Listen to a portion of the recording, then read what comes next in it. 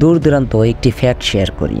আমরা সবাই জানি দাবা কোডের 64টা ছক আঁকানো আছে। তাহলে যদি প্রথম ছকে একটি চাউল রাখি, দ্বিতীয় ছকে 2টি চাউল রাখি এবং তৃতীয় ছকে 4টি চাউল, এভাবে প্রত্যেকটা ছকের তার আগের ছকের দ্বিগুণ চাউল রাখলে শেষের ছক মানে 64 নাম্বার ছকে কত চাউল হবে আপনার কল্পনারও বাইরে। তাহলে চলুন কল্পনার ভিতরে নিয়ে আসি। এভাবে দ্বিগুণ করতে করতে 20 নাম্বার ছকে 5,02,028টি চাউল হবে।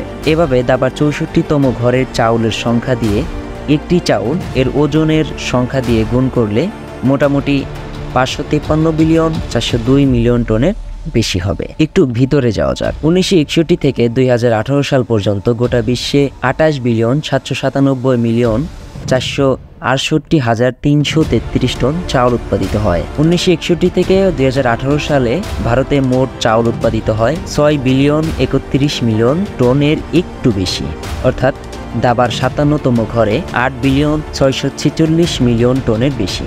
ভারতের সব চাউল শেষ হয়ে যাবে। 1961 থেকে 2018 সালে গোটা এশিয়ার মোট চাউল উৎপাদিত হয় 26,225,000,000-এর বেশি, অর্থাৎ দাবা ছকের 60তম ঘরে প্রায় 36,600,000,000 টন। আসার আগে এশিয়া সহ গোটা বিশ্বের উৎপাদিত চাউল শেষ হয়ে যাবে।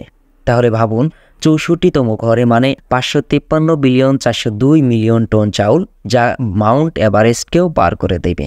ধন্যবাদ।